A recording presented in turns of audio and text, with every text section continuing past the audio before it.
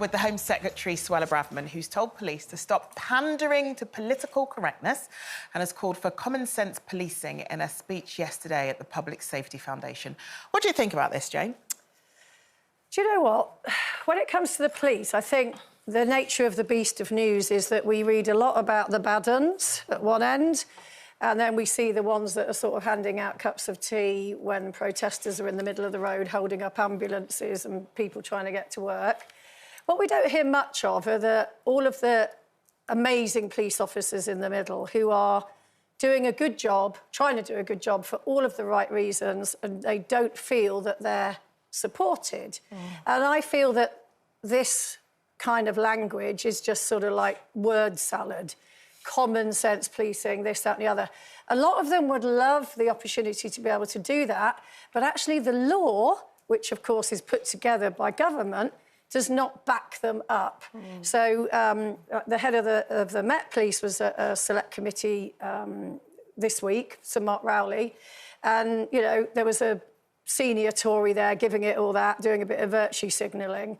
And Mark Rowley said, well, you might that might be your interpretation of what we should be doing, but the law does not yet back us up in that. So the police have to act within the confines of the law. So the government need to sort the law out. They need to separate cybercrime from the rest of crime because it's so time-consuming for officers.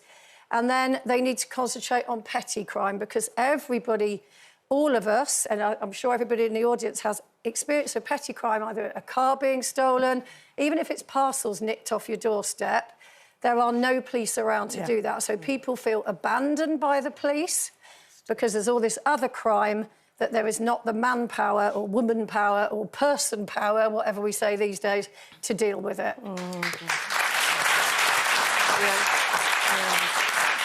So, I mean, to talk a little bit more about what exactly Suella Braverman said, he says, my mantra at the Home Office is simple, common sense policing. It means giving the public confidence that the police are unequivocally on their side, not pandering to politically correct preoccupations. When we look at public confidence, I think what's been in the headlines for the past few months, few years, in fact, is public confidence. And a lot of that doesn't have to do with political correctness. And a lot of communities is about so much more than that. Exactly. I think, firstly, I'd love to see Suella on the beat trying to do the job. That would be one thing. And secondly, the common sense would be for your government to actually put some funding and money into the police. That's what's needed. It depends on what community you're talking about when it comes to being PC, because there is a community that feels like they are threatened by the police and don't have that relationship. I think instead of, you know, just sprouting all these words, it should be about what can be done now. There's not enough police officers, and unfortunately, their way of trying to sift through who is a good person to be a police officer doesn't seem to be working, because we've had issues with cases when it comes to abuse, rape, murder, and all other things, sharing private information. So why don't we look at that first instead of talking about being PC, where a lot of the people in government are not being PC themselves? I mean, you've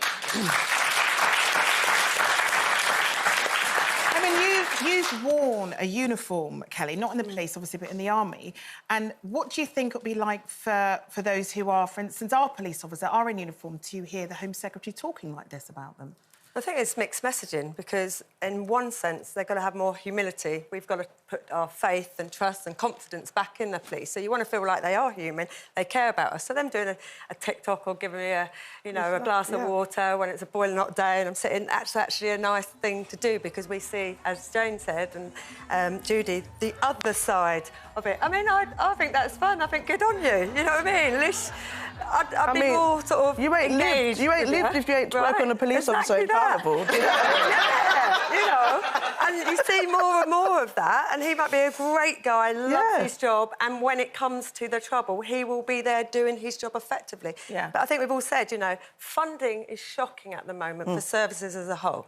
Most people go into any job, especially a service, because they want to either protect the public, they want to care, like in nurses. But they need to be able to pay their bills as well. Exactly. Pay their bills. Yeah. So I think there's that. And then also there was something about, wasn't it one of the police forces wanted public to come in and look at videos and see if they can catch perpetrators? And I'm like, well, there's specials that do that job anyway, and are the public protected? So if I go in and I'm like, yeah, oh my God, that's my next door neighbour.